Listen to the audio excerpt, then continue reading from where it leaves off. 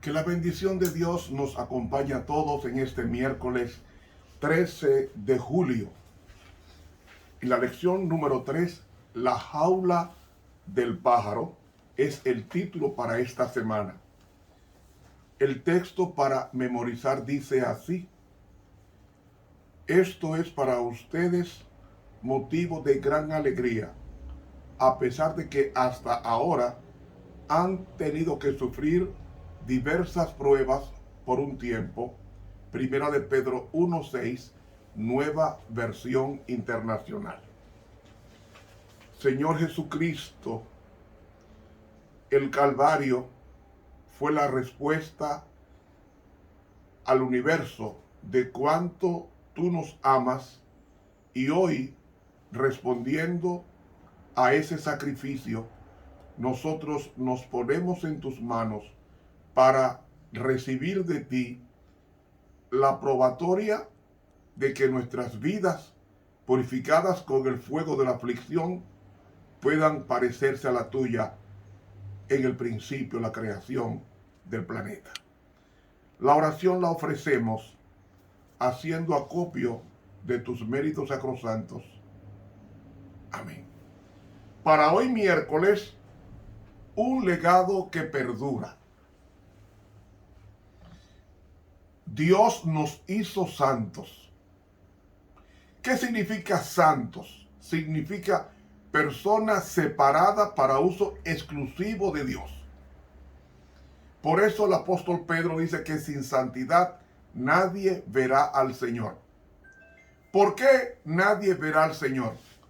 Porque la santidad en el planeta Tierra se perfecciona a través de las tribulaciones. Y es necesario que a través de muchas tribulaciones, dice el apóstol Pablo, entremos al reino de Dios. ¿Por qué Dios permite las tribulaciones? Hoy vamos a estudiar dos vocablos griegos que cita el apóstol Pedro en la lectura de su libro, la primera epístola del apóstol Pedro, en el capítulo 1. Vamos a leer los primeros 9 versículos de este capítulo y vendré con la explicación de aquellos dos vocablos que tienen que ver con el estudio de esta semana. Capítulo 1. Pedro, apóstol de Jesucristo, a los extranjeros esparcidos en Ponto, en Galacia, en Capadocia, en Asia y en Bitinia, elegidos según la presciencia de Dios Padre en santificación del Espíritu, para obedecer y ser rociados con la sangre de Jesucristo, gracia y paz os sea multiplicada. Ahí me detengo. El apóstol Pedro, que es un enviado o un representante de Jesucristo, a los extranjeros que vivían en lo que es hoy Turquía.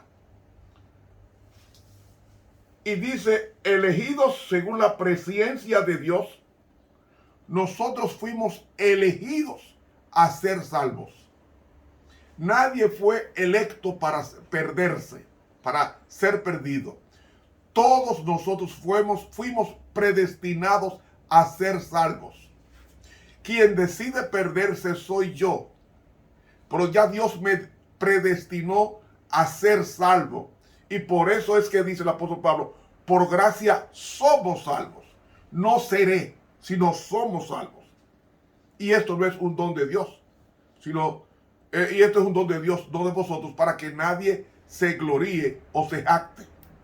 Ahora bien, dice aquí, en santificación del Espíritu, o el texto griego dice, mediante o a través del Espíritu Santo, con la sangre de Jesucristo. Es decir, la sangre de Cristo nos capacita para recuperar la santidad perdida en el pecado del Edén de nuestros primeros padres.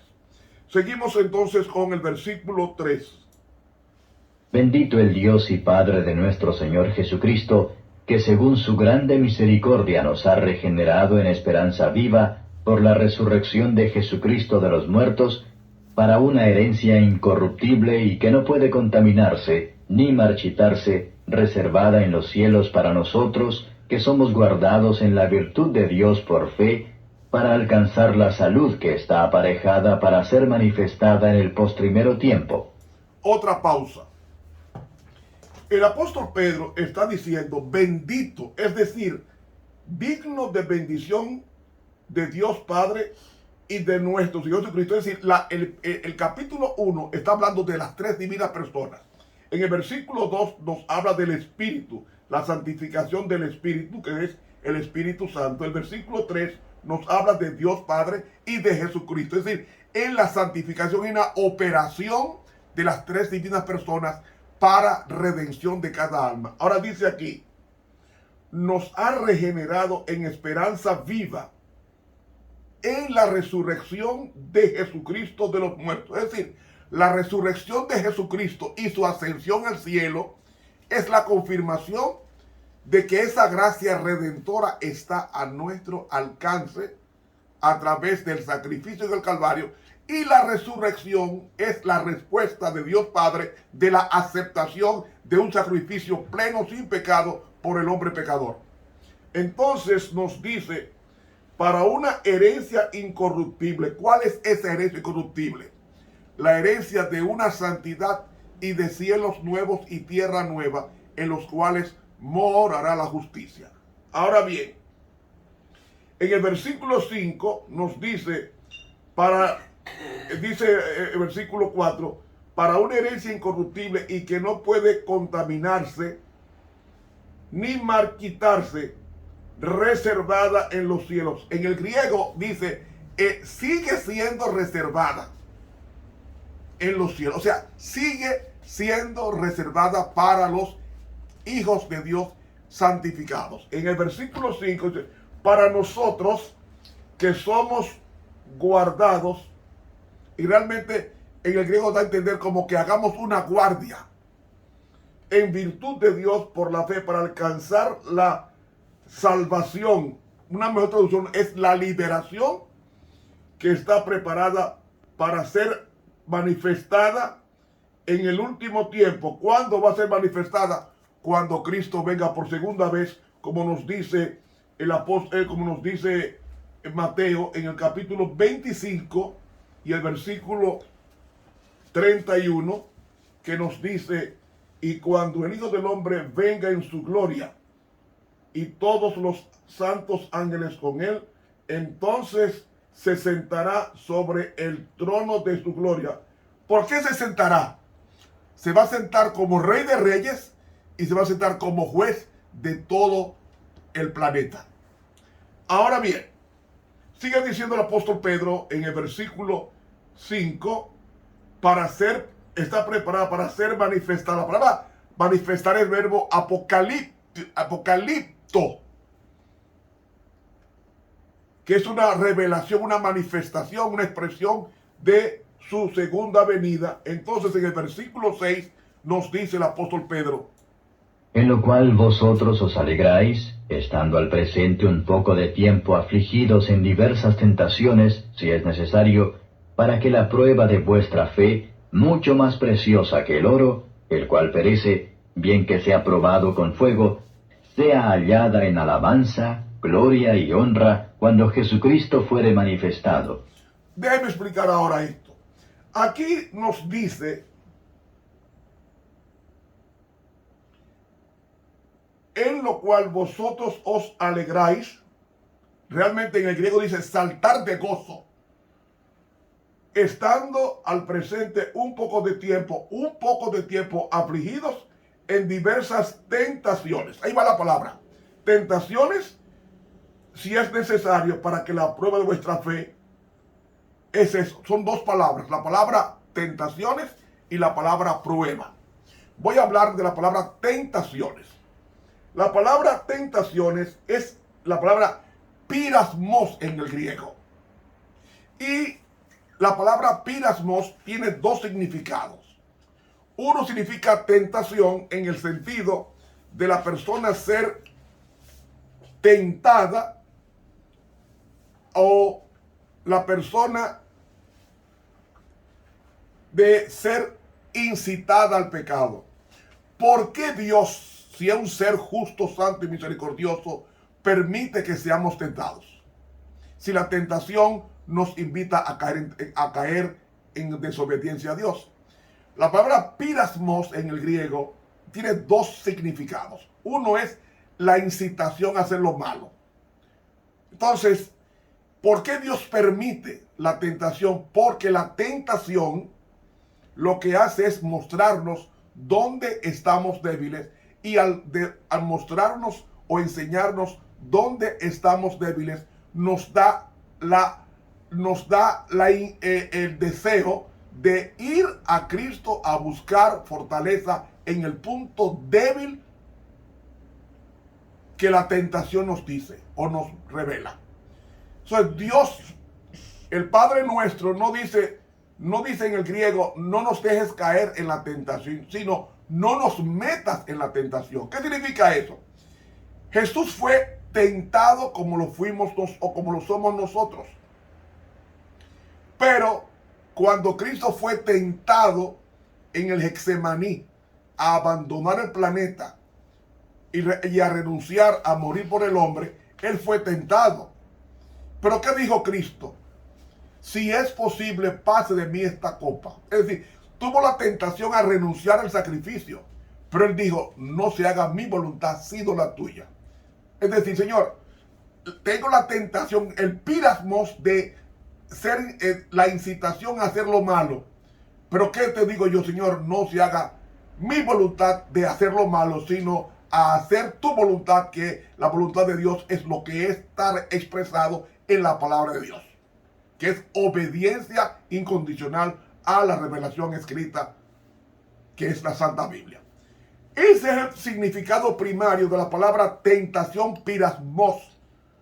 Pero hay otro significado, y significa prueba. ¿Qué es una prueba? Es un examen. ¿Un examen de qué? Un examen de lo que tú aprendiste en la escuela. ¿Me está entendiendo? Entonces la prueba, Dios la permite con el mismo vocablo pirasmos, porque la prueba implica algo más que probar. Es un experimento. Es como yo llamarte a examen parcial o examen general de matemáticas.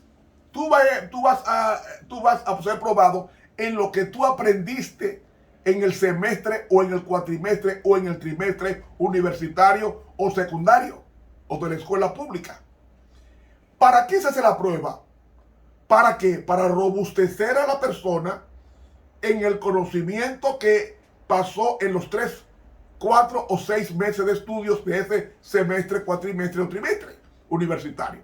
Entonces la prueba no es por lo desconocido, la prueba es por lo que ya usted aprendió. ¿Qué aprendió? Matemáticas. Entonces viene una prueba sobre matemáticas, sobre geometría, sobre trigonometría, sobre geometría del espacio, sobre aritmética, sobre álgebra. Todos estos renglones que conforman las matemáticas es lo que usted estudió en esos 6 meses o en esos 3 meses o 4 meses del curso universitario o secundario o escuela pública. Pero nunca el maestro te va a probar por una cosa que tú no recibiste. ¿Qué tú recibiste? La disciplina de aprender matemáticas. Entonces la prueba es sobre lo aprendido ya. ¿Para qué? Para fortalecer el conocimiento en el repaso e investigación de lo aprendido en el devenir de los meses. Pues la prueba es eso. El pirasmos es poner a prueba lo que tú aprendiste en tu diario vivir con Dios. En tu diario vivir con Dios. Entonces, esa prueba lo que se te hace es quitar de ti todas aquellas cosas malas que hay en tu vida, de tal manera que se revele en ti lo que dice el versículo 7, alabanza, gloria y honra cuando Jesucristo fuere manifestado. Es decir, la prueba, la palabra prueba, esa es otra palabra griega. que es la palabra doquimio. Y doquimio, dice aquí, para que el doquimio de vuestra fe, mucho más preciosa que el oro, el cual perece, bien sea probado, no es con, sino por fuego. Así que está en el griego, no es con fuego, sino por piros, por fuego. ¿Qué hace el fuego en la madera, en la hoja? La quema o las quema. En las hojas, la madera. Pero ¿qué hace el fuego en el metal? Lo ablanda. Y si hay un metal blando, es el oro. El oro usted lo puede morder y deja marcada la dentadura. Porque el oro es manejable, moldeable. Entonces, ¿qué sucede? Dice aquí que la palabra doquimio como prueba, debe traducirse como digno de confianza. Es decir, yo voy a poner a prueba a Romero en el estudio de la lección porque estoy seguro que él la domina bien, y eso es lo que es la palabra doquimio en el griego. Tengo la confianza de que Romero la prueba de la lección de escuela sabática la va a dar bien porque ya la estudió, me oró y yo le impartí poder y capacidad para exponerla al público. Eso es doquimio. Es decir, digno de confianza. O sea, es como el oro. El oro, cuando se somete a alta temperatura y el oro se derrite a 1064 grados Celsius. Si no es a esa temperatura, no se derrite. Entonces, para que el oro se pueda refinar, tiene que ser a alta temperatura, 1064 grados Celsius. Eso significa que nosotros somos como el oro, que para que podamos ser transformados necesitamos el fuego de la aflicción. Y ese fuego de la aflicción es lo que llamamos nosotros en el griego el pirasmos. Y ese fuego va a provocar el doquimio. El doquimio es, ya yo probé el oro, ahora el doquimio es, ese oro no tiene escoria. Por eso es que debemos entender claramente lo que significa este asunto. ¿Y qué significa el doquimio? Tú puedes probar, como usted tomar una barra y tratar de toda esa barra para que tú la intentes torcer. Tú coges esa barra y usted intenta torcer esa barra y la barra no se dobla. Eso se llama prueba. Es el doquimio. Porque quien te entrega la barra sabe que no se va a doblar, pero te la entrega a ti para que tú la dobles, para que tú pruebes que no se puede doblar. Eso es el doquimio. Pues mire, ese es el propósito de las pruebas. El propósito de las pruebas es que todo lo que hemos aprendido en la palabra de Dios pueda ser manifestado al universo, de que somos hombres y mujeres capaces de resistir las pruebas sin negar al Señor. Por eso es que es necesario ser probado.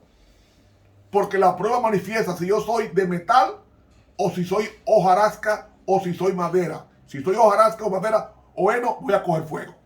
Pero si soy metal, especialmente metal precioso, como lo es el oro, voy a salir más purificado que el oro de Ofir. Ofir es en Somalia, una región del África. Y yo voy a salir más purificado que el oro de África. ¿Por qué? Porque no habrá en mí los miasmas o esa adherencia mala del oro que lo hace, esa escoria que lo hace imperfecto al oro. Y los defectos que heredamos o cultivamos tienen que desaparecer a través del fuego de la aflicción. Y ese fuego es para ti, que eres un metal precioso para Dios. Seguimos leyendo. Al cual, no habiendo visto, le amáis, en el cual creyendo, aunque al presente no lo veáis, os alegráis con gozo inefable y glorificado, obteniendo el fin de vuestra fe, que es la salud de vuestras almas.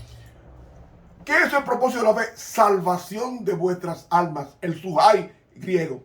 En otras palabras, el propósito de la lección de esta semana de hoy es un legado que perdura. Ese legado que perdura es como nosotros fuimos probados. Ese legado de prueba, el propósito no es destruirnos.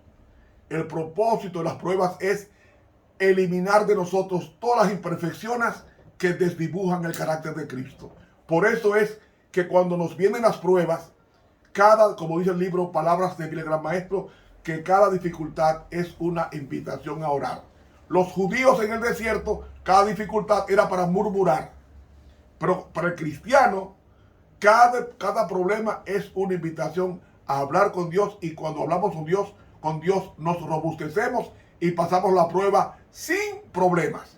Y ese es el propósito. Y cada día esa prueba vencida nos hace cada día más parecido a Cristo. Y cuando Cristo venga nos va a reclamar como suyo, porque estará reflejado en nosotros. Se nos fue el tiempo. Mañana continuamos con el estudio El fuego de prueba. Suscríbase al canal de YouTube Ramón Romero y denle clic a la campanita e invite a otros a que se suscriban.